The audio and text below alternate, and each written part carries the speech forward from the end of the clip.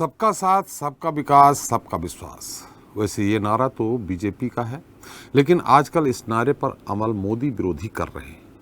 तमाम मोदी विरोधियों की कोशिश साथ की भी है और विश्वास की भी है, क्योंकि मोदी को हराना मुमकिन तभी हो सकता है जब वो एक मंच पर साथ आए। लेकिन सबसे बड़ा सवाल विपक्ष की महाबैठक के बाद आज भी यही है कि क्या ये संभव है। नमस्कार, आप देख रहे हैं स्वदेश न्यूज का खास प्रोग्राम जनता मांगे जवाब और आपके साथ मैं हूं एसपी त्रिपाठी।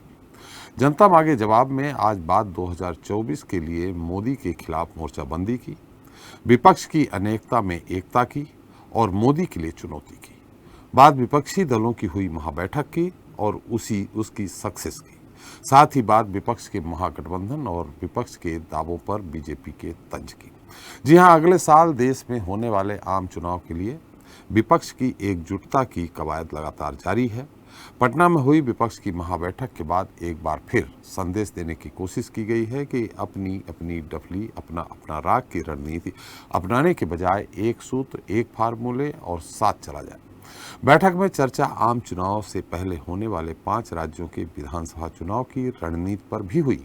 अब विपक्ष की महाबैठक के बाद विपक्ष का जोश हाई है। पटना में महामंथन के बाद अब सबकी नज़र 2024 के लिए दिल्ली के तख्तो-ताज पर है।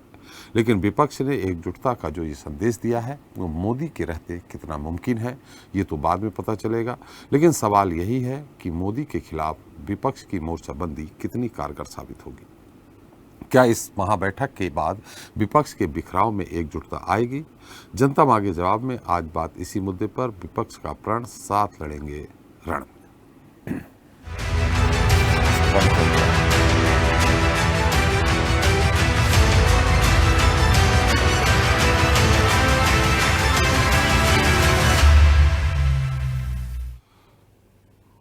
तो 2024 के लिए उस भूमि से विपक्ष की रणनीति बनना शुरू हुई है जहां से जेपी आंदोलन की नींव पड़ी थी। अब विपक्ष 2024 में मोदी को हराने का दम भर रही है। विपक्ष की महाबैठक में 15 दलों के नेता मिले और रणनीति तैयार की गई। लेकिन सवाल यही है कि जो दल मिले, क्या उनके दिल भी मिलेंगे? जी हाँ, 2024 में मोदी की घेराबंदी और भाजपा की मोर्चाबंदी के लिए पटना में आज विपक्षी दलों की महामैराथन बैठक हुई। बैठक में राहुल गांधी, मल्लिकार्जुन खड़गे, ममता बनर्जी, अखिलेश यादव, अरविंद केजरीवाल, उमर अब्दुल्ला, महबूबा मुफ्ती, शरद पवार, उद्धव ठाकरे समेत 15 विपक्षी दलों के तमाम बड़े नेता शामिल हुए और विपक्षी एकता को लेकर अपने अपने विचार रखे। बैठक में जिन मुद्दों पर बात हुई उनमें हर सीट पर भाजपा के खिलाफ विपक्ष का एक ही प्रत्याशी, भाजपा के खिलाफ बनने वाले महागठबंधन का नाम, कॉमन मिनिमम प्रोग्राम, सीटों के बंटवारे का फार्मूला और दिल्ली में अध्यादेश को लेकर चर्चा की गई। बताया जा रहा है कि बैठक के दौरान नेशनल कॉन्फ्रेंस के नेता उमर अब्दुल्ला ने धारा 370 हटाने पर आम आदमी पार्टी के रोक पर आश्चर्य जताया है। वहीं सभी दलों ने केंद्र के अध्यादेश के खिलाफ केजरीवाल का समर्थन करने के लिए कांग्रेस को मनाने की कोशिश की, लेकिन शायद विपक्ष इसमें कामयाब नहीं रहा, जिसके चलते कांग्रेस और आम आदमी पार्टी की कलह साफ दिखाई दी। यही वजह रही है कि अरविंद केजरीवाल और भगवंत मान ने बैठक के बाद विपक्ष की संयुक्त प्रेस कॉन्फ्रेंस से किनारा कर लिया। विपक्ष की साझा प्रेस कॉन्फ्रेंस में सभी विपक्षी नेताओं ने एक सुर में 2024 की लड़ाई एक साथ लड़ने की बात कही। बीजेपी के तानाशाही रवैये के खिलाफ एक साथ खड़े होने की बात कही। देश की एकता और अखंडता बचाने के लिए एक साथ आने की बात भी कही। लेकिन विपक्ष की महाबैठक पर भाजपा नेताओं ने तंज कसा है। केंद्रीय मंत्री अमित शाह ने कहा कि मोदी और भाजपा को चैलेंज करने के लिए विपक्षी नेताओं ने एकजुटता का संदेश दिया है, लेकिन ये कितना भी हाथ मिला लें, विपक्ष की एकता कभी संभव नहीं है। शाह का दावा है कि 2024 में 300 से ज्यादा सीटों से मोदी जी का प्रधानमंत्री बनना तय है। तो वहीं भाजपा के राष्ट्रीय अध्यक्ष जेपी नड्डा और केंद्रीय मंत्री स्मृति ईरानी ने भी विपक्ष के दावों पर करारा प्रहार किया है। अब ये तो वक्त ही बताएगा कि किसके दावों में कितना दम है। ऐसे में अब सवाल यही है कि मोदी वर्सेस आल में 2024 में कौन? 2024 में विपक्ष की तैयारी में क्या एक अकेले मोदी सब पर भारी पड़ेंगे? जनता मांगे जवाब में करेंगे इसी मुद्दे पर चर्चा, लेकिन पहले सुन लेते हैं कि किस नेता ने क्या बयान दिया। क्या है सब चीज के बारे में सब हो जाएगा। तो सहमति थी, ये हो गया है और बहुत अच्छे ढंग से, और सब लोगों ने माना है कि हम लोग मिल करके चलेंगे और देश के हित में है। अभी जो भी शासन में है वो देश के हित में काम नहीं कर रहे और सारे इतिहास को बदल रहे हैं। आजादी की लड़ाई को भी भुलवा देंगे। तो एक एक चीज जो काम हो रहा है उस सबको लेकर के सबकी चिंता है, इसलिए सब लोग एकजुट रहेंगे। तो आज बहुत अच्छे ढंग से बातचीत हो गई है। मैंने मीटिंग में भी कहा ये विचारधारा की लड़ाई है और इसमें हम सब एक साथ खड़े हैं। थोड़ी थोड़ी डिफरेंसेस होंगी, मगर हमने ये निर्णय लिया है कि हम एक साथ काम करेंगे, फ्लेक्सिबिलिटी के साथ काम करेंगे और जो हमारी विचारधारा है जिसको हम शेयर करते हैं उसकी हम रक्षा करेंगे। हम लोग एक है। दूसरी बात है, वी विल फाइट यूनाइटेडली। ये दूसरी बात है, हम लोग एक साथ में लड़ेंगे। सारे विपक्ष के नेता एक मंच पर इकट्ठा हो रहे हैं और संदेश देना चाहते हैं कि हम भारतीय जनता पार्टी को, एनडीए को और मोदी जी को चैलेंज करेंगे। मैं सारे विपक्ष के नेताओं को एक कहना चाहता हूं, कितने भी हाथ मिला लो, आपकी एकता कभी संभव नहीं है, और हो भी गई तो कितने भी इकट्ठा होकर जनता के सामने आ जाइए। 2024 में 300 से ज्यादा सीटों के साथ नरेंद्र मोदी जी का प्रधानमंत्री बनना तय। स्वार्थ का ये गठबंधन जिसके निशाने पर है हिंदुस्तान, ये राजनीतिक दल जब भी इकट्ठे आए, भ्रष्टाचार लाए, परिवारवाद लाए और राष्ट्र की आर्थिक प्रगति को संकुचित करने का अपने संग आरोप लेते आए। तो इस मुद्दे पर चर्चा करने के लिए हमारे साथ मौजूद हैं बीजेपी नेता प्रदीप बैस जी हैं दिल्ली से, कांग्रेस नेता संजय त्रिपाठी जी हैं उत्तर प्रदेश से, आप प्रवक्ता सैयद मोहम्मद तकी जी भी हैं उत्तर प्रदेश से, जेडीयू प्रवक्ता हैं के त्रिपाठी जी पटना से हैं, टीएमसी नेता फरीद खान जी कलकत्ता से हैं और स्वदेश न्यूज के managing editor RP Srivastava ji हैं। आप सभी का हमारे इस खास कार्यक्रम में बहुत बहुत स्वागत है। प्रदीप जी, मेरी आवाज आ रही? हाँ जी। प्रदीप जी, जैसा कि आप लोगों को उम्मीद थी ऐसा हुआ नहीं। आज जिस तरह से संयुक्त प्रेस कॉन्फ्रेंस हुई और सबने एक साथ, केजरीवाल जी को छोड़ दीजिए, सबने एक साथ जिस तरह से अपनी बात रखी, उससे लग रहा है कि निश्चित तौर पे सारी सीटों पे आप उड़ीसा छोड़ दीजिए, चंद्रबाबू नायडू को छोड़ दीजिए, रेड्डी जी को छोड़ दीजिए, लेकिन इन सीटों के अलावा बाकी जितनी सीटें हैं उसमें आपके सामने एक ही प्रत्याशी आने वाला है। आज की स्थिति से यही स्पष्ट है।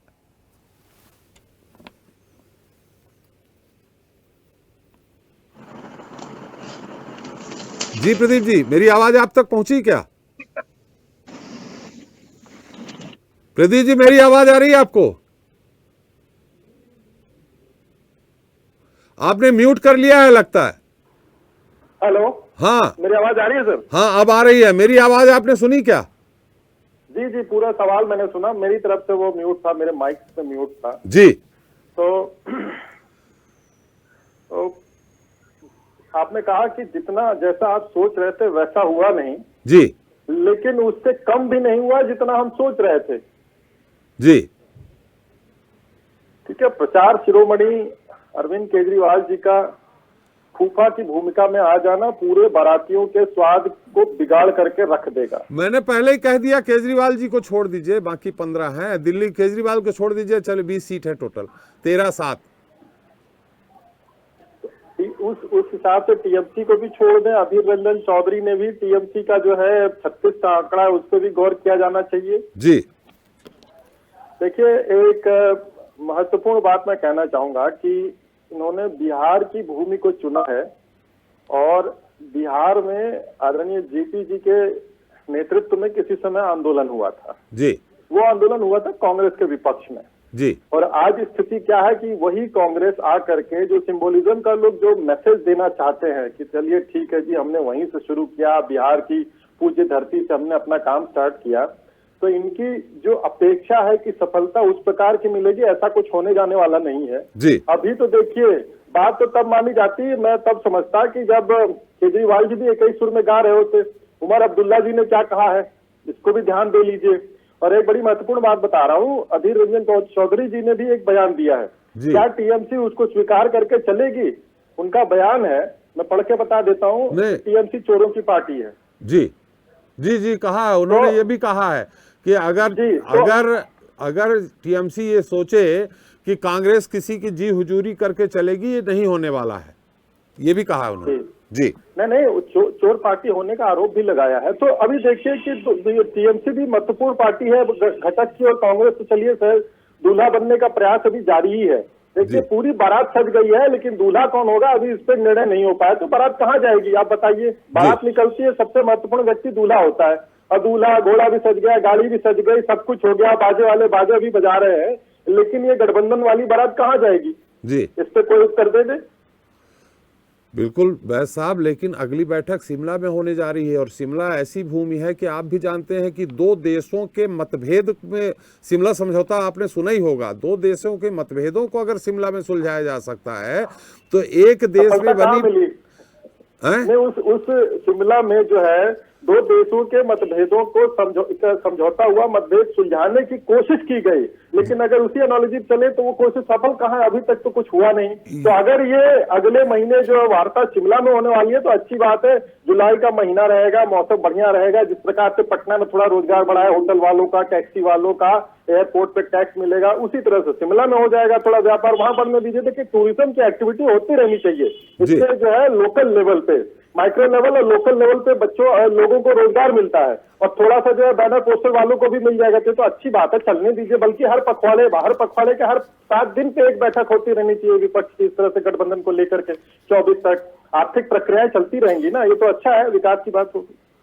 लेकिन अंदर की बात, अंदर का कष्ट अगर नहीं होता तो अमित शाह जी ये नहीं कहने वाले थे कि एकता का संदेश। अरे मुझे मालूम है कि अमित शाह जी जैसे नेता कभी कोई प्रतिक्रिया नहीं व्यक्त करते हैं। आज इस गठबंधन को लेकर अगर उन्होंने प्रतिक्रिया व्यक्त की है तो अंदर खाने में कुछ आग जरूर लगी हुई है। प्रदीप जी, अब सर देखिए, क्या आप चाहते हैं विपक्ष का सम्मान भी न किया जाए? देश में लोकतांत्रिक व्यवस्था है, अगर वो कुछ न कहते तो ये भी बात कही जाती कि बड़े घमंडी हैं, कुछ रुक ही नहीं दिया। अब उन्होंने जो है विपक्ष को थोड़ा बोल करके सम्मान दे दिया, तो इस पे भी सवाल उठेंगे। देखिए त्रिपाठी जी, बात सत्य है कि गठबंधन की प्रक्रिया चल रही है, अच्छी बात है, लेकिन अगर मूल में देखा जाए, कोई कितने भी तर्क दे दे तो पूरे का पूरा खोखला, आधारहीन, बिना जड़ के तना खड़ा करने वाली बात हो गई है ये जी। तो जैसे केले के पत्ते शादी विवाहों में मंदिरों के अगल बगल लगा दिए जाते हैं ना, वो केवल 4 घंटे के लिए होते हैं, 10 घंटे खड़े रहते हैं, उसके बाद उनको घूर में फेंक दिया जाता है। जिनकी जड़ काट के केले के पत्ते की सजावट, जो केले का तना सहित पत्ते ले आके टांग दिए जाते हैं, बस उतनी देर तक का है जी। चलिए, बिल्कुल सही कहा प्रदीप जी। संदीप जी, आ रहा हूं आपके पास। एक बात यहाँ फरीद जी से सवाल करना बहुत जरूरी हो गया है, क्योंकि उसका उत्तर आपको ही देना है। फरीद जी, मेरी आवाज आ रही है आपको? जी आ रही है। फरीद जी, उधर तो ममता जी, राहुल जी और खड़गे जी के साथ बैठ के एक सुर में बात कर रहे हैं कि हम लोग मिलकर लड़ेंगे। उधर जो कांग्रेस के बंगाल की बात करें, वहां सबसे बड़ा अधीर रंजन जी की, उन्होंने, हम सवाल यही करते लेकिन प्रदीप जी ने भी उठा दिया।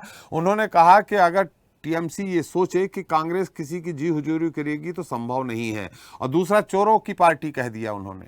अब इन स्थितियों में बंगाल में कुछ और, पटना में कुछ और। देखिए, बात तो ठीक ही कह रहे हैं, मगर एक शेर है कि यूं ही दुनिया के रस्म रिवाज निभाते रहिए, दिल मिले या न मिले हाथ मिलाते रहिए। जी बिल्कुल सही, शेर बिल्कुल फिट हो रहा है, हाथ मिलाते रहिए। प्रदीप जी प्रसन्न हो रहे हैं। नहीं प्रदीप, मैं बात पूरी कर दूं आपको। प्रदीप जी तो प्रसन्न होना ही चाहिए भाई, वो तो सत्ता में है, वो तो चाहते ही है कि ऐसा कुछ ना हो जी। तो सेंटर की राजनीति और स्टेट की राजनीति में बहुत फर्क होता है जी। लेकिन आज जिस तरह से मैंने कल आपको बोला था कि सारे के सारे लोग आएंगे, और आपने देखा कि सभी लोग यहाँ पर आए जी। सभी पार्टियों के लोग, सब विभिन्न विचारधाराओं के लोग हैं, विभिन्न स्टेट के लोग हैं जी। उसके बावजूद अपनी विचारधाराओं को दरकिनार कर देश के हित में सब लोग एक साथ आने का काम कर रहे हैं। यही सबसे बड़ा सबूत है। और सबूत एक चीज और अच्छी है कि आज अमित शाह जी का मीटिंग के बाद ही एक बयान आ गया जो पूरी तरह से उन सब बीजेपी वालों की बौखलाहट को दिखाता है कि कहीं विपक्ष एक ना हो जाए। और आप यकीन मानिए, जैसे मैंने कल भी कहा था और आज भी कह रहा हूं कि हम सब लोग एक मिलकर चलेंगे और इसमें अभी और भी बहुत लोग आके जुड़ेंगे। बहुत से लोग सामने अभी नहीं आना चाहते हैं, क्योंकि अभी देखिए ये जो 15-17 पार्टी आज आई हैं, इनमें और आज और कल में किसी के घर ईडी जाएगी, किसी के घर सीबीआई जाएगी और इनकम टैक्स जाएगा। ये मैं आपको बात बोल रहा हूँ, लिख के रख लीजिए। तो ये इनकी बौखलाहट है। खैर कोई बात नहीं है, मगर देश हित में अगर लोग आगे आते हैं, अपने मन जो भूल चूक हुई हो या मन मुटाव हो उसको भुला के, उसको दरकिनार करके अपनी विचारधाराओं को साथ लेकर चले, लेकिन कुछ देर के लिए, क्योंकि मोदी को हटाना नामुमकिन का नहीं, मुमकिन है, ये लोग करके दिखाएंगे, ऐसा हमारा विश्वास है। बहुत सही कहा आपने, मुमकिन है, नामुमकिन आप लोग अगर ये मान लिए कोई भी राजनेता लंबे समय तक नहीं चलता, वो हटता ही है कभी न कभी।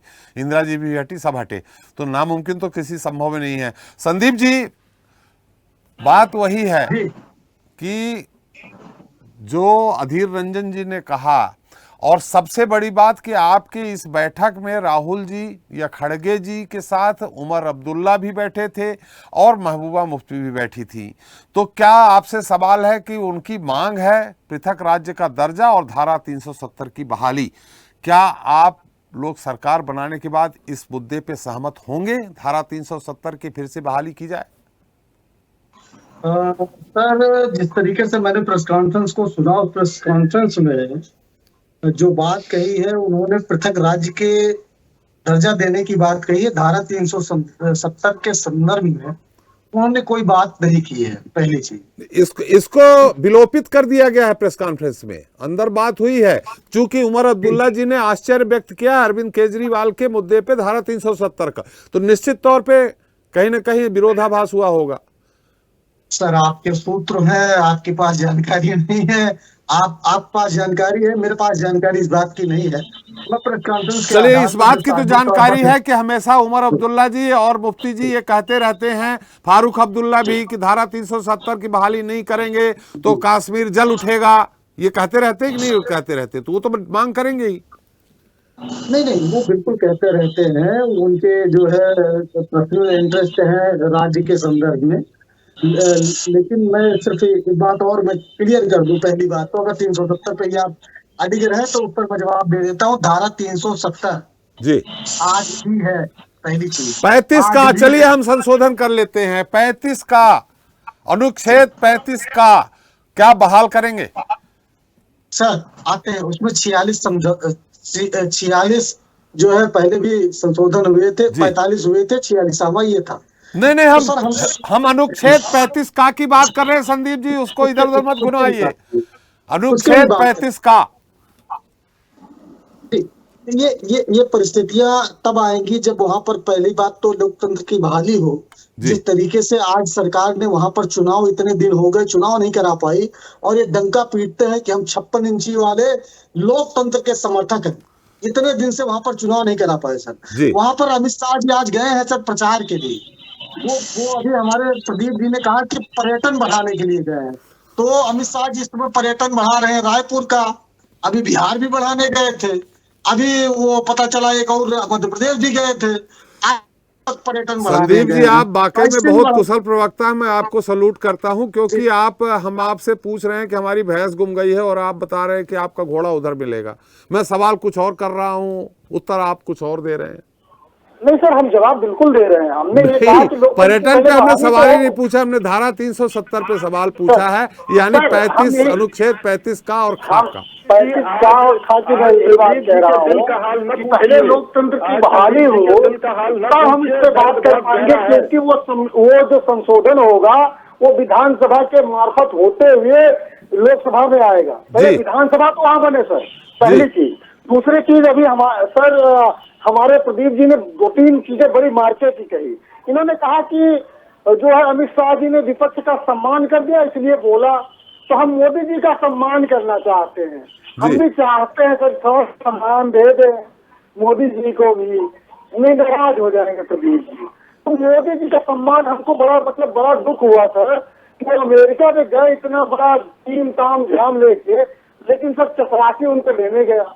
कि हमारे देश का अपमान है सर। आज विपक्षी एकता की बात कर लें साहब, उसमें हम अमेरिका यात्रा पे फिर बात कर लेंगे। नहीं सर, विपक्षी एकता, आज जो विचार रखे गए हैं, राहुल जी को भी बोलना पड़ा, खड़गे जी को भी बोलना पड़ा, चलिए छोड़ दीजिए उसको। आप 35 अनुच्छेद 35 का खा पे नहीं बोलना चाहते, चलिए इस पे अधीर रंजन जी पे बोल दीजिए। अधीर रंजन जी को क्या राहुल जी से अनुमति लेनी पड़ी है, या निश्चित तौर पे अधीर रंजन जी इतने बड़े नेता हैं कि निश्चित तौर पे उन्होंने बिना अनुमति के ये नहीं कहा होगा टीएमसी को संदेश, यानी टीएमसी ने जो कभी कहा था कि 250 सीटों ज्यादा नहीं लड़ने देंगे, ये उसकी बौखलाहट है? सर आज तो ये बात तो हुई, आपके पास सूत्र है, जब आप अंदर कितनी बात जान रहे हैं तो ये भी बात हुई होगी कि कितनी सीटें, 440 सीटों में हमें कितनी सीटों की बात हो रही है। पहली चीज। दूसरी चीज सर, अधीर रंजन चौधरी जी का इस बयान, अगर पहली बात तो मैंने सुना नहीं है, लेकिन आप कह रहे हैं तो मुझे विश्वास है कि बिल्कुल कहा होगा उन्होंने। लेकिन इस बात पे मैं और मेरी पार्टी इस बात पे इत्तेफाक नहीं रखती है। उनकी लोकल इंटरेस्ट में अपनी वो निजी उन्होंने टिप्पणी की होगी, कांग्रेस इस बात पे इत्तेफाक नहीं रखती है, पहली चीज। दूसरी चीज सर, जिस तरीके से आज एक बहुत बड़ा ऐतिहासिक जो है काम हुआ कि इस देश की राजनीति में जो ये कहा जाता था, कल तक हम एक चर्चा कर रहे थे, तुम ये गिना रहे कि ये आएंगे, ये नहीं आएंगे, ये चले जाएंगे, ये बीमार हो जाएंगे, ये शौचालय चले जाएंगे, ये पेशाब करने के, तो दुनिया भर की टिप्पणी कर रहे थे भारतीय जनता पार्टी के लोग। सर आज सब लोग इकट्ठा हुए, बात हुई, हम एक अध्यक्ष मीटिंग के लिए भी हमने डेट भी रख दी। तो ये काम प्रोजेक्ट से है सर। हम एक कॉमन मिनिमम प्रोग्राम के तहत अपने पर्सनल इंटरेस्ट को छोड़कर देश हित में भारतीय जनता पार्टी की कुरीतियों के खिलाफ, इनकी कुरीतियों के खिलाफ जो देश विरोधी नीतियां हैं, उनके खिलाफ हम एक मुहिम और एक जंग छेड़े हैं। और इस जंग में हमें हो सकता है कुछ नुकसान हो, कुछ नुकसान टीएमसी को हो, कुछ जेडीयू को हो, कुछ अन्य पार्टियों को हो। इस बात को सब तैयार है कि हम नुकसान अपना करने के लिए तैयार हैं, हम अपने पर्सनल इंटरेस्ट छोड़ने के लिए तैयार हैं, लेकिन हम ये चाहते हैं कि देश हित में ये सरकार मोदी जी की विधायक तय हो। एक बात और जी, थोड़ा संक्षेप में संदीप जी, अतिथि आज काफी है। 2 पॉइंट सर। एक हमारी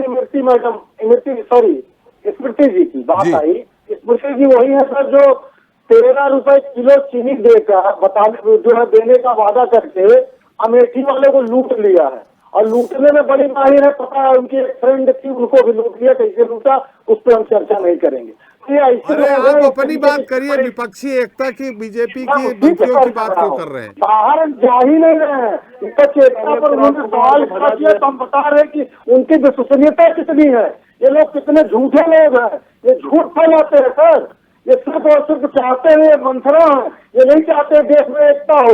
ये विपक्ष की एकता कैसे देख पाएंगे सर? ये मंथरा का रोल अदा करेंगे, लेकिन हम राम वंशी है, राम जी की तरह चारों भाई जैसे इकट्ठा थे, और उससे सारा विपक्ष इकट्ठा होके इस रावण रूपी रावण राज को खत्म करने का काम करेंगे।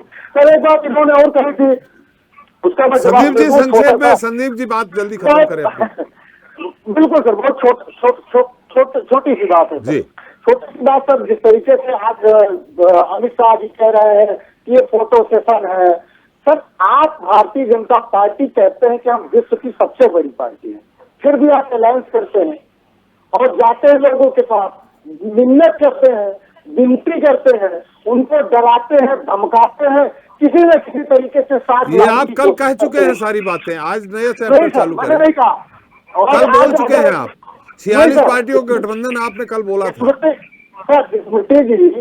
स्मृति जी अगर आज ये कह रही है कि हमने ये मान लिया कि भाजपा से हम अकेले नहीं लड़ सकते हैं, तो स्मृति जी ये बता दे क्या भारतीय जनता पार्टी कांग्रेस से अकेले लड़ सकती है क्या? चलिए ये उनसे पूछ लेंगे। अब संदीप जी खत्म करें, अभी फूफा जी के पास जाना है था कि साहब के पास। चलिए एक बार के त्रिपाठी जी के पास चलते हैं। त्रिपाठी साहब, आप तो बहुत सैद्धांतिक आदमी हैं। आज जो चेहरे दिख रहे थे उसमें जो सूत्रधार थे, चाहे नीतीश जी हों, लालू यादव हों, एक दो लोग और हैं। मेरी आवाज आ रही है त्रिपाठी जी आपको? हेलो, मेरी आवाज आ रही है त्रिपाठी जी आपको? हेलो, हाँ त्रिपाठी जी, मेरी आवाज आ रही? हाँ आवाज आपकी आ रही जी। आप बहुत सैद्धांतिक नेता हैं, मैं बुजुर्ग भी हैं, मैं आपका सम्मान करता हूं, इसलिए मैं आपसे इस मामले में सही सही राय जानना चाहता हूं, सही सही आपका वक्तव्य चाहता हूं। आज जो प्रेस कॉन्फ्रेंस हो रही थी, उस प्रेस कॉन्फ्रेंस में जो मुख्य चेहरे दिख रहे थे, लालू यादव जी, नीतीश कुमार जी, एक दो लोग और हैं जो जेपी आंदोलन से उपजे हुए नेता कह सकते हैं। आप मानेंगे इस बात को कि नहीं त्रिपाठी जी? के त्रिपाठी जी, आप इस बात को मानेंगे कि नहीं कि जेपी आंदोलन से उपजे हुए नेता हैं ये? हाँ हाँ बिल्कुल जेपी आंदोलन के नेता हैं। अब आप बताइए, जेपी आंदोलन क्यों हुआ था बिहार में, किसके कारण हुआ था? देखिए पाठी जी, राजनीति में कोई एक फार्मूला गणित का नहीं चलता है कि जो 2+2 4 ही हो। देखिए, हमने आपसे अनुरोध किया था कि ऐसी नींव रखी जा रही है, फाउंडेशन क्या ये मजबूत होगा कि जिसके खिलाफ आंदोलन हुआ उससे उपजे नेता जिन्होंने ककहरा सीखा वो जेपी आंदोलन से, वो आज उसी पार्टी के साथ खड़े नजर आ रहे हैं जिसके खिलाफ किया था। भारतीय जनता पार्टी के खिलाफ सर लगा हुआ है। संदीप जी नहीं जी, ये तो पहले ही इस भारतीय जनता पार्टी और देश बचाने की, संविधान को बचाने की। आपकी आवाज कट के आ रही के साहब, के त्रिपाठी जी, आपकी आवाज कट के आ रही, थोड़ा माइक पास में कर लीजिए, आवाज कट के आ रही है। एक जो सफल मीटिंग की शुरुआत हुई, आगाज हुआ है जी, देश जी क्या है कि एक पहला और दूसरा हम सभी मिल लड़ेंगे, और राहुल गांधी ने कहा है हम सब लोग मिलकर के भारतीय जनता पार्टी को 2024 में हटाने का जी मिनिमम प्रोग्राम बनेगा, और जिसकी जहां 440 सीटों पे 1 to 1 फाइट का फार्मूला तय हो चुका है। त्रिपाठी जी, आपके चैनल के माध्यम से बताना चाहे जी, कहीं कोई फर्क नहीं पड़ेगा, क्योंकि ये भारतीय जनता पार्टी जो संविधान को खत्म करना चाहती, इतिहास भूगोल को देश का खत्म करना चाहती, जो मुद्दे हैं जनता से जुड़े मुद्दे, चाहे वो भ्रष्टाचार का मुद्दा हो, चाहे महंगाई का मुद्दा हो, चाहे बेरोजगारी का, इन मुद्दों से वो छूती नहीं। वो तो अब आप देखिए कि 2014 में पेट्रोल और डीजल का दाम क्या था, 2014 में गैस का दाम क्या था। तो इनके जितने भी नेता होते थे, वो मुझे नहीं याद है, सुषमा स्वराज जी अपने कंधे में सिलेंडर टांग करके पार्लियामेंट में आई। तो ये सवाल है, जनता के मुद्दे को लेकर के हम लोग जनता के बीच जाएंगे, ये तय हो चुका है। अगली बैठक में और हम आगे बढ़ेंगे, जो हमारे राज्य के मुद्दे हैं उस पर हम चर्चा नहीं करेंगे, ये भी तय हो गया है। तय ये हो गया है कि हमको भारतीय जनता पार्टी को सत्ता में 2024 में बाहर, और हमें जनता के मुद्दों को लेकर के लड़ाई लड़नी है, हमें व्यक्ति की लड़ाई नहीं लड़नी है। आपके माध्यम से मैं ये भी कहना चाहता हूँ, अभी कोई चेहरा तय नहीं, निश्चित रूप से कोई दूल्हा नहीं है, लेकिन 2024 के चुनाव के बाद हमारे जितने चुनाव जीत करके लोकसभा के आएंगे कैंडिडेट, वो सब तय करेंगे कौन होगा इस 2024 की सरकार का प्रधानमंत्री। तो ये सवाल नहीं है, सवाल हमारा जनता से जुड़े मुद्दों का सवाल है। उस पर अन्य राज्यों में जो भी समस्याएं हैं, वो एक कमेटी बनेगी, वो कमेटी जा के बात करेगी, और उससे जो तमाम छोटे छोटे मुद्दे हैं उसको हम लोग बाहर करके सिर्फ इस समय भारतीय जनता पार्टी से देश को कैसे मुक्ति दिलाई जाए, जो चारों खंभों को ध्वस्त कर चुका है। जी, ये विचारधारा मैं मान सकता हूं, लेकिन जब नीले और पीले रंग को एक साथ मिलाएंगे तो कौन सा रंग आएगा? हमने आपसे कहा कि कांग्रेस, जिसके खिलाफ आंदोलन हुआ, जो आज सूत्रधार बने हुए हैं, वही उस पार्टी को अगुआ मान करके कैसे ले जाएंगे? बेमेल है ये। जी, मैंने आपसे कहा ना कि भारतीय राजनीति में कोई ना तो दोस्त होता है, न कोई दुश्मन होता है। जी, ये संविधान जो है, देश बड़ा है जी, देश बड़ा है जी, देश बड़ा है। हम देश के मुद्दे पे इकट्ठा हुए हैं, सभी विपक्षी दल एक हैं। आज पहला सवाल उनका है, हम सब एक हैं जी, हम सभी मिलकर चुनाव लड़ेंगे, और ये तय हो गया है कि सभी मिलकर चुनाव लड़ने के बाद हम भारतीय जनता पार्टी को सत्ता से बाहर करेंगे। हमारी अगली बैठक में और रणनीति तय होगी। लेकिन जहां तक सवाल आप कह रहे हैं, जब ये पीडीपी के साथ चले जाते हैं, जब ये सीपीआई के साथ चले जाते हैं, बहुत बार इन्होंने गठबंधन किया है भारतीय जनता पार्टी ने भी गठबंधन किया, 24 पार्टियों का गठबंधन था त्रिपाठी जी। भारतीय जनता पार्टी तो आपसे भी गठबंधन की थी। इस संदर्भ में भारतीय जनता पार्टी को सब लोग अछूत मानते थे। मैं आपके चैनल के माध्यम से बताना चाहता हूँ जी आज पहले व्यक्ति थे जो उन्होंने टच किया, इनको अछूत से छूत बनाया और 24 पार्टियों को लेकर के सरकार का बनाई अटल बिहारी वाजपेयी के नेतृत्व में। वो सरकार बड़े अच्छे ढंग से कार्य। तो ये गलत फहमी ना हो कि ये जो 12 या 15 जो भी विपक्षी दल इकट्ठे हुए हैं, इनसे इनके पेट में क्यों दर्द हो रहा है? जब से पार्टी एकता की मीटिंग हुई है पटना में, तब से सबसे ज्यादा बेचैनी भारतीय जनता चलिए पार्टी आपको तो ये भी पता होगा, आप पटना में बैठे हैं, थोड़ा संक्षेप में फूफा जी काफी देर से इंतजार कर रहे हैं कि क्या आपने यहाँ सीटों की भी बात हो गई? आपने 440 सीटें बताई, यानी 100 पेज केवल 130 पेज केवल 100 जो भी हमारी लड़ाई होगी। एक मिनट मेरा सवाल पूरा हो जाए। पेज केवल 103 सीटों पे फंसा हुआ है, माने 543 में से 440 चले गए तो 103 सीटें बची। और दूसरा आपसे भी सवाल है कि महबूबा जी भी थी और उमर जी भी थे, संदीप जी तो बड़े कुशल प्रवक्ता है, उन्होंने घुमा दिया। उन्होंने धारा 370, मैंने उनसे पूछ भी लिया कि आप चलिए छोड़िए अनुच्छेद का खामे, क्या धारा 370 की बहाली के पक्ष में है जेडीयू? देखिए, उस सवाल को हमने आपसे बहुत पहले कहा है कि विपक्षी एकता में जो राज्य के मुद्दे हैं उस पर कोई डिस्कशन नहीं हुआ, उस पर कोई चर्चा नहीं हुई। और उस चर्चा को बाहर करके हम इस देश को बचाने की चर्चा में हैं और भारतीय जनता पार्टी को देश से कैसे मुक्त कराया जाए, उसके लिए हमारी बैठक थी। उस बैठक में कोई चर्चा का विषय नहीं है। 370 रहेगा कि जाएगा, इससे कोई लेना देना नहीं जी। देश सवाल ये है कि आगामी 2024 का चुनाव हम लोग एक साथ रह गए, एक साथ। त्रिपाठी जी बिल्कुल, मैं फिर से आऊंगा आपके पास। जी फूफा जी, तकी साहब, आवाज आ रही है? जी आ रही है। जैसा कि उम्मीद की जाती है कि फूफा जी बारात में नाराजी प्रदीप जी ने कह दिया है, नाराजी आखिर उन्होंने दिखाई दी और पंचर करने की विपक्षी एकता के भरपूर प्रयास किया उन्होंने।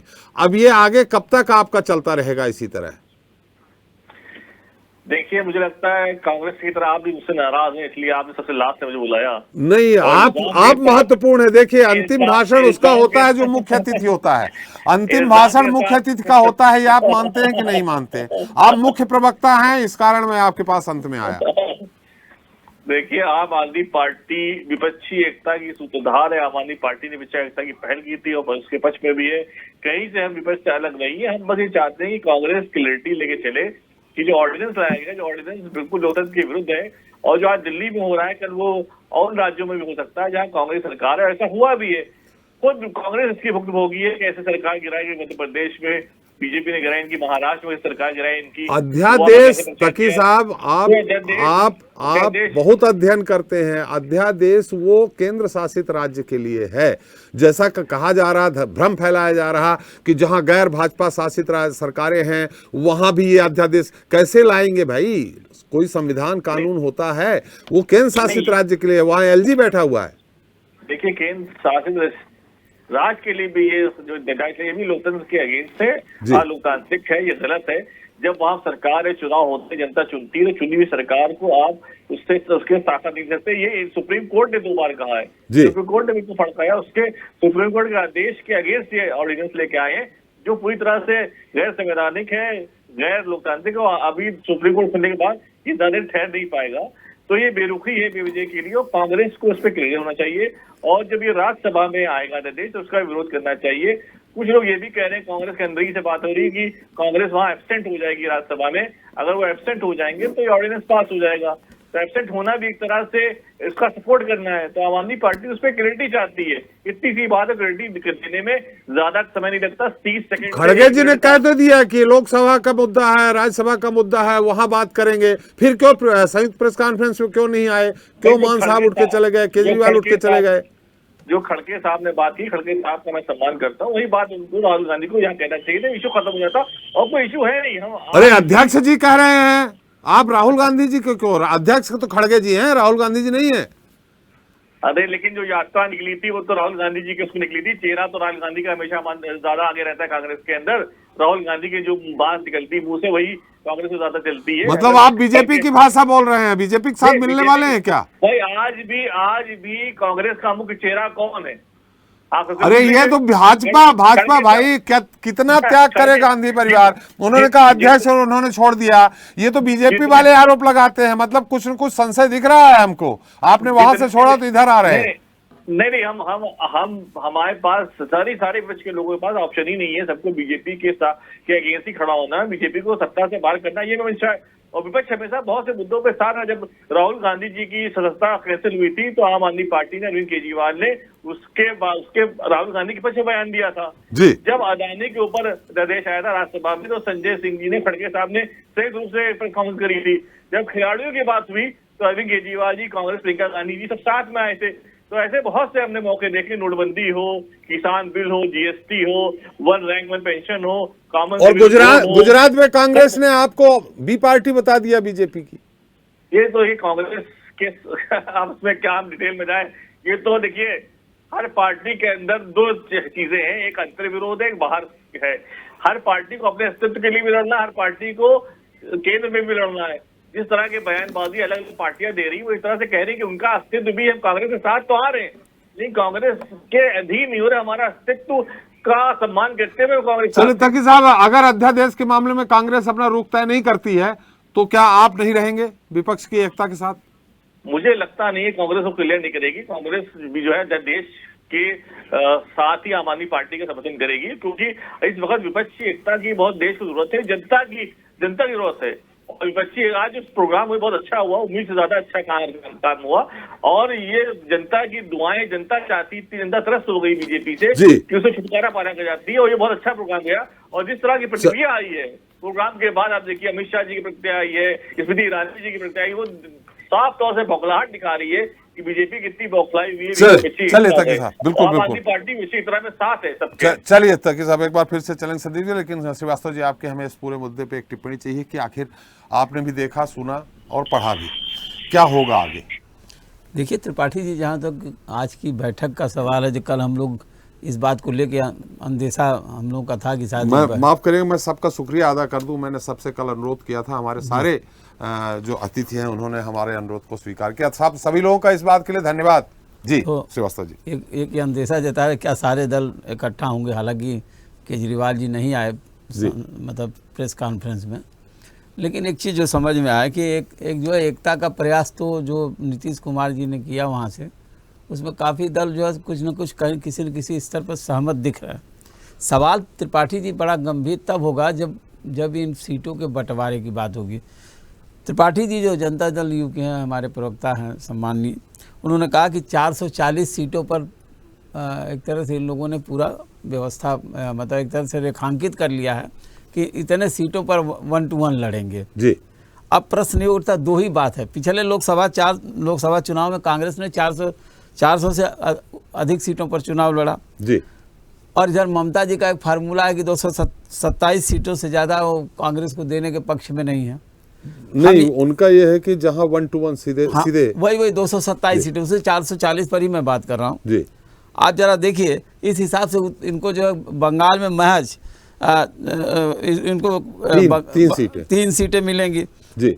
आपको जो है उत्तर प्रदेश में 4 सीटें मिलेंगी, बिहार में 2-3 सीटों पर चुनाव लड़ेंगे, कुल 9 सीटों पर चुनाव लड़ेंगे, जो हिंदी पट्टी के सबसे बड़े राज्य हैं, जहाँ पर लगभग 150 से ऊपर सीटें हैं लोकसभा की। तो मतलब ये क्या है, तो कांग्रेस लगभग 0 हो जाएगी। क्या कांग्रेस इस पर सहमत होगी, ये देखना होगा। सबसे बड़ा सवाल ये खड़ा होता है। दूसरी बात यह है कि आप जो यहाँ पर हम देखते हैं कि ये सारी बातें, सारा कॉमन मिनिमम प्रोग्राम आ जाएगा, अगली बैठक हो जाएगी, सारी चीज़ें हो जाएगी। राहुल गांधी जी ने बोला भी कि विचारधारा की लड़ाई है और 2 विचारधाराओं का आमने सामने, तो जो दल इकट्ठा हो रहे हैं, कांग्रेस जिस विचारधारा को लेकर चल रही है उसी विचारधारा पर सारे लोग चलेंगे। अब ये कितना संभव होगा ये देखना होगा, लेकिन ये बात तय है कि आने वाले समय में ज़रूर गठबंधन ज़रूर होगा। हो सकता है कि इसमें से 1-2 दल कम हो जाएं, जैसा आपने देखा अब, या हो सकता है 2 दल और जुड़ भी जाएं जी। और पिछले चुनाव में देखे हम सभी लोग कि यूपीए और एनडीए का गठबंधन हमेशा हो रहा है, और जो है राष्ट्रीय स्तर पर चुनाव हमेशा बड़े दल, लेकिन देश में 2 ही ऐसे दल हैं, भाजपा और कांग्रेस आज की डेट में, जो राष्ट्रीय स्तर पर पूरा उनका पकड़ है जी। अब जहाँ तक साउथ का सवाल है, साउथ में से अभी भी भाजपा, देखिए उसको नुकसान तो हुआ कर्नाटका चुनाव में जी। तो ये सारी चीज़ों को अगर देखेंगे तो बिहार, उत्तर प्रदेश और बंगाल, इसके अलावा एक बड़ा स्टेट आ जाता है आपका जो महाराष्ट्र। इन 4-5 राज्यों में कांग्रेस को किस स्तर पर प्रत्याशी देंगे या क्या इनका होगा 1-to-1 जहाँ नहीं है, क्या इनकी सीटों में कहीं कुछ इजाफा होगा, ये सब देखना होगा। दूसरी बात है, कांग्रेस भी कह चुकी है कि 350 सीटों तक चुनाव लड़ने की उनकी तैयारी है। तो ये सब बाद में एक जो झंझट वाली बात तो है, जब सीटों का बंटवारा होगा उस समय देखने में आएगा कि कौन दल कितना जो है एक दूसरे के साथ चल रहे हैं जी। और ये जो है राजनीतिक महत्वाकांक्षा सारे दलों में क्या जो है, कांग्रेस जो है 227 सीटों पर लड़ के, जिसका कि भारतीय जनता पार्टी भरपूर फायदा उठाएगी, चुनाव प्रचार में उठाएगी, तो ये भी एक सवाल खड़ा होता है। हालांकि इतना जरूर है कि कल जो हम लोग कयास लगा रहे थे और आज दोनों में ये देखने में आया कि निश्चित रूप से सारे दल इकट्ठा दिखे मंच पर। अब ये बात आगे कहाँ तक जाएगी, ये अगले इनकी एक बैठक है, आपने बताया कि शिमला में, तो शिमला में बैठक में आगे इनका कारवां कितना बढ़ता है देखने वाली बात होगी। बिल्कुल सही बात है। प्रदीप जी, मैं आपके पास आता हूँ। संदीप जी के लिए थोड़ा सा, चूंकि मैं चिंतित हूँ, संदीप जी चिंतित है कि नहीं चिंतित हैं वो वही बताएंगे। संदीप जी, आप उत्तर प्रदेश से हैं, निश्चित तौर पे कांग्रेस जो उत्तर प्रदेश में सालों साल राज किया, वो समय आया कि मायावती से सिर्फ 100 सीटों पे समझौता करना पड़ा, बाकी उत्तर प्रदेश की सारी सीटें छोड़ दी, यानी कांग्रेस की जड़ ही समाप्त हो गई। अब इन स्थितियों में 543 में अगर आप 350 सीटें भी लड़ लेते हैं तो आपका वहां का कार्यकर्ता जो आपके साथ है वो कहां जाएगा? माने आप अब उत्तर प्रदेश के बाद पूरे देश में आप अपने आधे क्षेत्रीय दल के रूप में आप आने वाले हैं, उन जगहों पे आपके बीज ही समाप्त हो जाएंगे। इसको कैसे आप निपटाएंगे? जैसा कि अभी बताया श्रीवास्तव जी ने कि आप उत्तर प्रदेश में 4, वहां बंगाल में 3, बिहार में 2-4, महाराष्ट्र में से 5-6, तो अभी वहां फिर आप उसके बाद समाप्त ही हो जाएंगे। ये तो वही हुआ कि मेरी भले एक आंख फूट जाए, पड़ोसी की दोनों फूट जाए, तो एक तो आपकी चली जाएगी, एक ही बचेगी। सर एक पहली बात तो आपने एक बहुत अच्छी चीज बता दी, ये कि हम विपक्षी एकता के लिए सैक्रिफाइस कर सकते हैं जी। इसका उदाहरण आपने मायावती के संदर्भ में दिया जी, कि हम किस तरीके से विपक्षी एकता को तवज्जो दे सकते हैं, पहली चीज जी। दूसरी चीज अभी आपने ये कहा कि एक आंख मेरी फूट जाए, भले सामने वाले की दो चली जाए। तो सर हम इस पे नहीं बिलीव करते हैं, हम नहीं, ये कांग्रेस पे फिट होता है, बाकी टीएमसी, जेडीयू, आप इनमें नहीं फिट हो रहा, ये सिर्फ आप पे फिट हो रहा क्योंकि आप राष्ट्रीय पार्टी हैं। सर आते हैं सर, हम अब भागेंगे नहीं जी। 800 से ज्यादा विधायक आज की डेट में कांग्रेस के पास है जी। ये तो सच्चाई झुटलाई नहीं जा सकती है जी। भारतीय जनता पार्टी के पास 1300 समथिंग विधायक हैं, कांग्रेस के पास 800 लगभग विधायक हैं जी।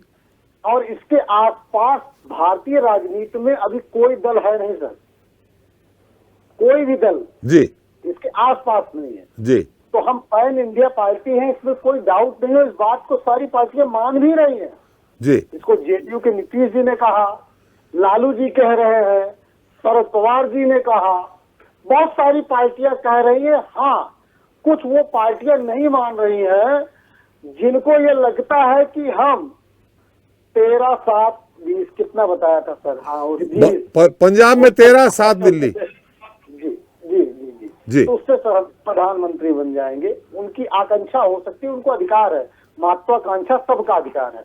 लेकिन सर हमें चिंता उनकी हो रही है जो बेचारे जेल में है, सत्येन जैन जी। और एक और आप प्रदीप जी को छोड़ के फूफा जी पे क्यों अटैक करने लगे? अटैक नहीं कर रहे हैं सर जी। हम थोड़े केजरीवाल जी की विश्वसनीयता की बात कर रहे हैं। इस बात से हमारे जो है आप पार्टी के जो साथी बैठे हैं वो सहमत हैं, उनकी मुस्कुराहट बता रही है कि केजरीवाल जी की विश्वसनीयता, उन पर विश्वास उनके साथी भी नहीं करते हैं, तो थोड़ा ये डाउट है। आप समझिए इस बात को। मतलब आप इस बात का समर्थन करते हैं कि मनीष सिसोदिया हो चाहे जैन साहब हो, ये जेल गागब में हैं अगर, तो कहीं न कहीं गड़बड़ी घोटाला किया है, इस कारण है। ये आप समर्थन करते हैं? नहीं सर, हम यही तो कह रहे हैं कि अरविंद केजरीवाल जी आप तक मिलने नहीं जा रहे हैं। जी, बड़ी तकलीफ होती है सर। मतलब जिसने आपके लिए इतना कुछ किया जी, आपको कहां से कहां ला दिया। मतलब आप कहां कह रहे थे हम बंगला गाड़ी नहीं लेंगे, 45 करोड़ मेंटेनेंस वाले बंगले में ला दिया, और आप ऐसी स्थिति में मिलने नहीं जाते हैं। तो आप प्रदीप जी का काम आप कर रहे हैं? नहीं, बिल्कुल नहीं। हम सर ऐसा नहीं है, हम ये सिर्फ एक बता रहे हैं कि केजरीवाल जी फूफा क्यों है। जी, फूफा इसीलिए है सर। जी, अभी बात हो रही थी दूल्हे की। जी, दूल्हे की सर बात वो कर रहे हैं जो दूल्हा बने लेकिन 7 जन्मों का और 7 फेरों का बंधन नहीं निभा पाए सर, उनकी पार्टी के लोग कह रहे हैं। चलिए उधर मत जाइए, नहीं बहस फिर बहस गर्म हो जाएगी, उधर मत जाइए। नहीं जाएंगे सर, हम दूल्हे पे ही हैं सर। हम एक उदाहरण सर इसलिए दे रहे हैं कि दूल्हे की लड़ाई भारतीय जनता पार्टी में बड़ी तगड़ी वाली है सर। जी, मोदी जी ने एक फार्मूला लाया कि 75 वर्ष का कोई व्यक्ति हो जाएगा तो वो सक्रिय राजनीति में नहीं रहेगा। मोदी जी 72 प्लस हो गए हैं। तो वो ये आपने फार्मूला पढ़ा है कहीं? सर मोदी जी ने कहा है सर, हमारे कल्याण। नहीं कहा नहीं है, ये अंदर खाने की खबर है कि जो 75 से ऊपर हो युवाओं को हम ज्यादा महत्व देंगे। बयान बता रहे हैं सर। हमारे कलराज मिश्रा जी ब्राह्मण शिरोमणि से इन्होंने जबरदस्ती इस्तीफा ले लिया सर। जी, वो तो यहाँ भी ले लिया, सरताज सिंह कुसुम महदेले से भी ले लिया। सर वो मुख्यमंत्री बनने वाले थे, राजनाथ सिंह को जबरदस्ती वो दिल्ली से भेज कर मुख्यमंत्री बना दिया। तो सर ये ब्राह्मणों से नफरत जो भारतीय जनता पार्टी की है सर, ये प्रदर्शित करती है कि ये नियम कानून चलेगा तो कलराज मिश्रा अकेले के लिए नहीं चलेगा। हम लोग कलराज मिश्रा जी के लिए आवाज उठाएंगे सर। जी, चलिए ये उनका अपना अंदरूनी मामला है। संदीप जी, आज चूंकि अभी और जाना है, मुश्किल से 5-7 मिनट बचा है, इसलिए आप उधर मत जाइए। आप तो ये बताइए, आपको इस बात का तकलीफ है कि नहीं है कि हम आधे राज्य में माने आधी सीटों पे हम चुनाव ही नहीं लड़ पाएंगे, तो आपके कार्यकर्ता कहाँ जाएंगे? माने आप नीचे की तरफ जा रहे हैं। नहीं सर, हम बढ़िया मजबूती से चुनाव लड़ेंगे और अपने कार्यकर्ताओं की अधिकारों की रक्षा के लिए। आज ही राहुल जी ने कहा कि आप हमारे बब्बर शेर हो, आपके अधिकारों और आपकी रक्षा का काम कांग्रेस पार्टी करती रही और आगे भी करती रहेगी। चलिए संदीप जी अभी फरीद जी भी बैठे हैं। संदीप जी, बहुत कम समय है जी। प्रदीप जी 440 का फार्मूला बन चुका है, मतलब कहीं न कहीं आपके लिए विचलित करने वाला, ये अभी त्रिपाठी जी ने जो बयान दिया विचलित करने वाला। 440 का फार्मूला बन गया है, बचा 103 है जो शिमला में तय होगा। सर देखिए, विचलित करने वाला तो कुछ भी नहीं है। सबसे पहले देखिए, श्रीवास्तव जी ने एक बात कही कि जब टिकटों का बंटवारा होगा, अभी तो चल रहा है, चलने दीजिए, सबको खुश रहने का अधिकार है, सभी लोग खुश रहें, सबको अपनी अपनी सफलता गिनानी है, सबको अपने अपने कार्यकर्ताओं घरों में जाकर के जवाब।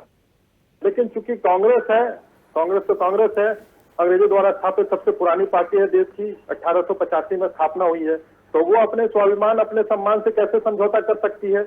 मलाई का सबसे बड़ा हिस्सा तो उसे चाहिए ही होगा, और उसकी जद्दोजहद में जैसा कि श्रीवास्तव जी ने। संदीप जी एक मिनट, संदीप जी प्रदीप जी चुपचाप सुन रहे थे आपको। आप धैर्य रखिए, आपको सुना उन्होंने। जी प्रदीप जी। देखिए, अब एक कांग्रेस का कार्यकर्ता एक छोटी सी चर्चा में अगर धैर्य नहीं रख पा रहा है तो पूरी पार्टी का क्या हश्र होगा? अभी ये जो बत्ती गुल हुई थी प्रेस कॉन्फ्रेंस में, उससे अंदाजा लगाया जा सकता है कि भाई सवाल किसी ने नहीं लिया। वहां पे पत्रकारों के जब सवाल हुए, सवाल नहीं लेंगे, केवल बोल के निकल लिए। तो शिमला में भी इसी तरह का टूरिज्म पैकेज डिजाइन हो जाएगा। लेकिन मुझे देखिए, श्रीवास्तव जी ने एक बड़ी पते की बात कही, मैं पहली बार शायद आपके कार्यक्रम में उनकी बात से 100% सहमत हुआ, बंद करके सहमत हूँ कि जब टिकट का बंटवारा होगा उस समय क्या स्थिति बनेगी, क्या परिस्थितियां बदलेंगी, उनकी सोच करवट लेगा। अरे संदीप जी प्लीज संदीप जी प्रदीप जी, तो समय की प्रतीक्षा होने दीजिए। सभी पार्टियों को अपने अपने चुनाव की तैयारी करनी चाहिए। वो कभी क्या होता है ना कि आप दो टारगेट लेके चलते हैं, भैया सिविल सर्विसेज सेंटर का भी क्वालिफाई कर जाए और स्टेट का भी क्वालिफाई कर जाए, तो समझदार विद्यार्थी, समझदार अभ्यर्थी केवल एक को टारगेट ध्यान में रख करके उसी पे दम लगाता है, दूसरा हो जाए कोई बात नहीं, नहीं हुआ तो कोई बात नहीं, कम से कम एक जगह पक्की होनी चाहिए। उसी तरह से विपक्ष में बैठे ये जो दल है, ये सीटों की कुर्बानी देने के चक्कर में कहीं हम पे आरोप लगता है कि आप सबको खा जाते हैं, साफ कर देते हैं, इनके गठबंधन नहीं ना ऐसा हो जाए कि ये साफ हो जाए। अब सबसे बड़ा देखिए, जनता भी सवाल करेगी कि बहुत सारे मुजरिम है, सजा याफ्ता है, उनको क्यों नहीं अवसर मिलता। लालू जी आकर के प्रेस कॉन्फ्रेंस कर रहे हैं मेडिकल टूरिज्म पे, वो भी जेल से बाहर आए, बेल से बाहर आए हैं, और वो प्रेस कॉन्फ्रेंस राजनीतिक कार्यक्रमों में हिस्सा बन रहे हैं। हालांकि वो चुनाव नहीं लड़ सकते, लेकिन देखिए, अरे पार्टी थोड़ी अपनी समाप्त कर देंगे लालू जी, पार्टी थोड़ी समाप्त कर देंगे, बैठक में शरीक हो सकते थे। प्रदीप जी थोड़ा समय कम है, थोड़े अपनी संक्षेप पे बात करें। बच्चों का भविष्य संवारने के लिए देखिए, सारे गठबंधन जितने भी इकट्ठा हुए हैं, सब अपने बच्चों के भविष्य को संवारने के लिए इकट्ठा हुए हैं। एक आध दो पार्टियां ऐसी हो सकती हैं जिनके अभी बच्चे बड़े नहीं हुए या जिनको अपने बच्चों की कोई परवाह नहीं हो, लेकिन ये जो गठबंधन है, ये देखिए, अगर आप देखते जाएं, हम एक कार्यक्रम करते हैं, एक चर्चा करते हैं। प्रदीप जी समय कम है, प्रदीप जी समय बहुत कम है। तो सर, मेरी ये फाइनल टिप्पणी कि कांग्रेस का रुख जो है इस पूरे गठबंधन को समाप्त कर देगा और ये तितर बितर हो जाएगा। हमें किसी बात की चिंता या हमें जो है माथे पर लकीरें लाने की आवश्यकता नहीं। हम कार्टर बेस्ड पार्टी है, हम चुनाव चाहे बड़ा कार्यकर्ता हो, चाहे हमारा राष्ट्रीय। चलिए प्रदीप जी आ गई आपकी टिप्पणी। के त्रिपाठी जी, बिहार कभी कांग्रेस राज किया करता था, आपको तो मालूम है, आप अंदर खाने तक की, कितनी सीटें दे रहे हैं बिहार में कांग्रेस को? देखिए, अभी तो मैंने आपसे कहा त्रिपाठी जी इस सीट की चर्चा अभी नहीं, अभी तो 440 पे हम लोगों ने तय किया है 1 to 1 फाइट। 440 पे बिहार में कितनी है कांग्रेस? बिहार में कांग्रेस की ये थोड़े मैं बता सकता हूँ। अभी तो आज पहले मुलाकात में बैठक हुई है, सारे मतभेद हटा करके लोगों को एक साथ आकर के एक मंच पे शेयर किया और एक साथ प्रेस कॉन्फ्रेंस की। ये बहुत बड़ी चीज है त्रिपाठी जी, भारतीय राजनीति में विपक्ष की एकता। और इस एकता के कारण आपने देखा कि भारतीय जनता पार्टी के बड़े बड़े नेताओं को परेशानी हुई और उन्होंने अपने बयान देना शुरू कर दिया। तो ये कहीं विपक्षी एकता का जो जा रहा है संदेश पूरे देश में, एक माहौल बनेगा और भारतीय जनता पार्टी को हम लोग हटाने में कामयाब होंगे। जहां तक सीट शेयरिंग की बात है, उस पर कहीं कोई रुकावट नहीं है, न आएगी। ये निश्चित मान के चलिए, इनको हटाने का काम एक ही मुद्दा है जो विपक्षी पार्टी के एजेंडे में, कि इनको बाहर करना है सत्ता से और कॉमन मिनिमम प्रोग्राम और जो मुद्दे हैं, जो जनता से जुड़े मुद्दे हैं, उनको लेके जनता के बीच जाना है। इसके बाद उनके कार्यक्रम तय होंगे। 12 तारीख को शिमला में बैठक है, तो उसके बाद 2 दिन मंथन के बाद जब ये जाएंगे तो हर राज्य में अपने अपने कार्यक्रम होंगे और कहीं इस तरीके की दिक्कत आएगी, कोई कमेटी बनेगी, उस कमेटी उसको सॉर्ट आउट करेगी, कहीं ऐसी कोई दिक्कत नहीं आएगी। चले फरीद साहब कितनी सीटें दे रहे हैं? आपसे भी वही सवाल है। देखिए, कुल मिला के सीपीआई सीपीएम कम्युनिस्ट समझौता करके भी लड़े, उसके बाद 3 सीटों तक ही है, बाकी बीजेपी और टीएमसी की डायरेक्ट फाइट है। आप टीएमसी से हैं, मुझे नहीं लगता कि ममता जी 5 से ज्यादा सीटें देंगी और 5 सीटों में बात बनेगी नहीं। देखिए, सीट देने और लेने का सवाल नहीं होता, सवाल यहाँ पर यह है कि 1 to 1 फाइट हो और कौन जीतने वाली सीट है। वैसे तो हम लोग 42 के 42 सीटों पे पूरा जीत के आएंगे, ये ऐसा हम लोग का विश्वास है। मतलब अधीर रंजन जी को भी साफ कर देंगे आप? नहीं, हमें ऐसी सिर्फ नाम के वास्ते भी किसी को सीट नहीं देनी है कि हमने आपको सीट दे दी और आप हार के चले आए। अगर आप 100% दावा है कि हम उस सीट जीत कर ला सकते हैं तो वो आपको सीट दी जाएगी। तो जैसा भी, अभी तो महीना भर बाकी है, लोग बैठेंगे, विचार करेंगे, तो जैसा भी जो होगा माना जाएगा। अभी उस पर खुद से बोलना मेरे ख्याल से बहुत जल्दबाजी होगी। बहुत सी चीजें, बहुत से सत्रीकरण सामने आएंगे। हम लोग वही सीट का बंटवारा करने जा रहे हैं जो सीट सामने वाला जीतने वाला हो। हम किसी भी हाल में ऐसे नहीं बैठेंगे कि हमने आपको बात में सीट दे दी और आप हार के चले आए। हर जीतने वाली सीट को हम लोग लेके चले। तकी साहब, केजरीवाल जी ने और उमर अब्दुल्ला जी के बीच में जो बात आई है, कहीं न कहीं विरोधाभास रहा है। आश्चर्य व्यक्त किया उन्होंने केजरीवाल जी के रुख को लेकर के। धारा 370, 35 का और खा अनुच्छेद, बहुत संक्षेप पे, समय बहुत कम है। देखिए, आम आदमी पार्टी हमेशा धारा 370 पे सवाल उठाती है। हमने कई बार कहा कि बीजेपी बताए कितने कश्मीरी पंडित वहां फंस गए, एक भी कश्मीरी पंडित को बीजेपी वहां बसा नहीं पाई है। तो आम आदमी पार्टी ने सरकार की मंशा पर सवाल उठे हैं, उसका रिजल्ट जो है उसके बारे में पूछा है। और आम आदमी पार्टी ये जो विपक्ष है परिवार की तरह है और हम लोग सब एक साथ हैं। थोड़ा बहुत मनमुटाव कभी हो सकता है, कभी कुछ एक दूसरे की बात बुरी लग सकती है, कुछ सवाल उठ सकते हैं, लेकिन हमारा एम बड़ा है। एम है बीजेपी को हराना और केंद्र जनता के अधिकारों को वापस देना, पेंशन को बहाल करना, नौकरियों को लेके आना, सस्ता चीजों को सस्ता करना, पेट्रोल सस्ता करना, ये बड़ा एम है। तो हम बड़े एम की लड़ रहे हैं। छोटी मोटी चीजें हैं, होता है, एक फैमिली परिवार में भी होता है, तो हम उस परिवार की तरह हैं, एक दूसरे के साथ रहेंगे, है हमेशा, बिल्कुल आगे रहेंगे। लेकिन अपने नेता से कहिए फूफा शब्द को बदनाम न करें वो थोड़ा सा। जी देखिए, आप शब्द बीजेपी वाली भाषा ना बोली, बीजेपी वाले भी बोल रहे हैं, आप लोग भी बोल रहे हैं, फूफा शब्द को बदनाम न करें। अब उन्होंने कहा तो मैं मेरा काम है एक दूसरे का पास करना। उन्होंने क्या कहा, आपने क्या कहा? हम तो बीच में हैं, हम कोऑर्डिनेटर हैं। बीजेपी की भाषा बोलने लगती है, तो इस तरह की भाषा ना बोली जाए। श्रीवास्तव जी, होती बातें होती नहीं। श्रीवास्तव जी, इस पूरे मुद्दे पे आपके एक टिप्पणी दल आज जो थे वहाँ पर गठबंधन के, और जो बैठक हुई पटना में, इसमें कई ऐसे दल हैं जिनके वजह से कांग्रेस को उस प्रदेश में सत्ता से बाहर होना पड़ा है। मेन तो आप पार्टी है, आप है, तृणमूल के वजह से भी बाहर हुए हैं जी। और भी दल हैं। आप बिहार में भी देख ले, उत्तर प्रदेश में देखिए कि वहाँ पर ये नहीं होता। मैं केवल सिर्फ एक बात कहना चाहूँगा, 2008 के चुनाव में जब कांग्रेस पार्टी चुनाव लड़ी तो उत्तर प्रदेश में लगभग लोकसभा की 21 सीटें जीती जी, और सबसे बड़ा दल था और सरकार बनाई। तो ये तो देखना होगा कि कांग्रेस को अपना जो है अस्तित्व बचाने के लिए कई राज्यों में एकदम जीरो पर नहीं जाना होगा जी। वो जरूर इस पर बातचीत करेंगे। और आने वाले समय में अब ये दल किस तरह से, जिनका एक दूसरे से कोई तालमेल नहीं है और राज्यों में एक दूसरे के आमने सामने हैं, तो वो किस तरह से उससे समझौता होता है और आगे बढ़ता है, ये आने वाला समय बताएगा। बिल्कुल। फिलहाल आज जिस तरह की जो इनकी मीटिंग हुई है वो काफ़ी सफल मानी जा सकती है, क्योंकि शुरुआत में ही कोई बहुत ज़्यादा डेंट नहीं लगा, केवल फूफा जी के अलावा। जी, चलिए, बहुत बहुत उन्हें समय भी समाप्त हो गया। प्रदीप जी, बहुत बहुत धन्यवाद आपका, संदीप जी आपका, तकी साहब आपका, फूफा जी का, के त्रिपाठी जी आपका भी, फरीद जी आपका भी, और श्रीवास्तव जी आपका भी हमारे साथ चर्चा में शरीक होने के लिए और अपना अमूल्य समय देने के लिए। तो आज हमने चर्चा की विपक्ष के प्रण और उसके साथ मिलकर 2024 में लड़ने वाले के रण की। हालांकि उम्मीद के मुताबिक विपक्षी दलों की बैठक फिलहाल काफ़ी हद तक कामयाब कही जा सकती है, लेकिन अरविंद केजरीवाल की बीते 2 दिनों से अध्यादेश को लेकर चली आ रही नाराजगी भी आज खुलकर सामने आ गई।